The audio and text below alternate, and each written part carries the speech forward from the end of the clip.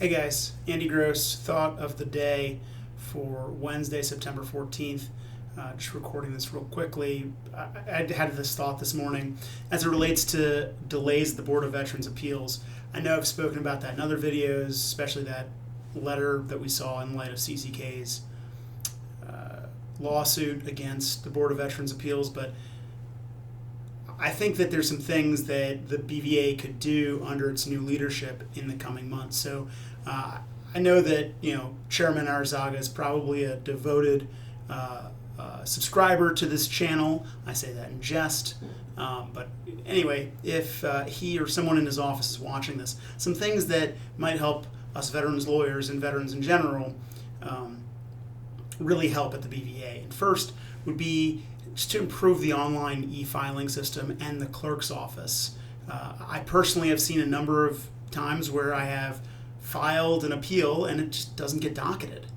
6 months goes by and we haven't received a letter saying it's been received, and I have to refile or follow up again and again and again.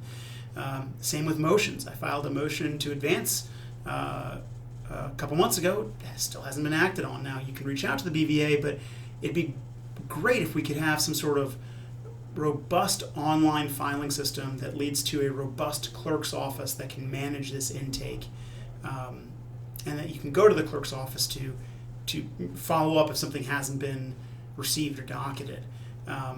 Quick submit and direct upload is great, but it could be a lot better for sure, maybe with the implementation of something like Pacer like they have in the rest of the system.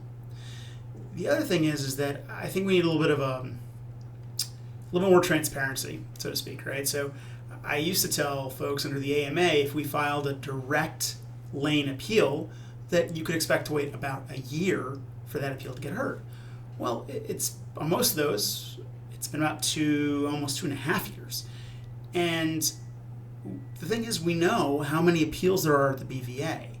So why can't we, or why can't the BVA, hopefully in the future, implement a system where they harness the data that they have and the data that they're collecting to know, okay, there are this many appeals currently on file, that when I file a Board of Veterans appeal under the AMA, what have you, I have, I know right up front how much time I can expect to wait.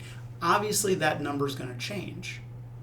But if I file something in September of 2022, there should be a little ticker or something on the screen that says, if you file today in the direct lane, you can expect your case heard in 18 months, in let's say June of 2024. And you know what, that might change. And if we could get some sort of updates where saying, hey, things processing is going slower than expected, that June date is now more looking like August of 2024.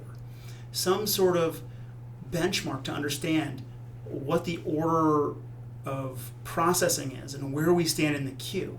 Maybe even something that says, hey, in the direct lane, there are 272,000 cases ahead of you. That seems like a lot, but the BVA pushes out almost 100,000 decisions, maybe more than 100,000 decisions a year. So some sort of ticker or counter to let us know after we file where we are in the queue. Because right now it's just this vague, this vague status of, well, it hasn't been yet distributed to a judge. And that's not really helpful. We want to know where we stand in the queue to get our cases heard and before a judge. Even if that's going to be a while, at least we know and we can make informed decisions from that. Because right now, I personally am representing a number of veterans who we thought their appeals were going to take 12, 13, 14, 18 months because those were the goals when AMA was passed, but we've been sitting on those for 2.5 years already. So any kind of update where it gives us an estimate of when the case is going to go forward would be incredibly helpful. And this should be doable. There's probably a lot of back-end programming that has to happen, but the technologies exist. It's 2022, right? It's totally possible to do this. So, I mean, if you can wait on hold when you call customer service and they say the estimated wait time is 3 minutes. I'm sure there's got a way to implement a similar system at the BVA saying the estimated wait time on your appeal is 14 months.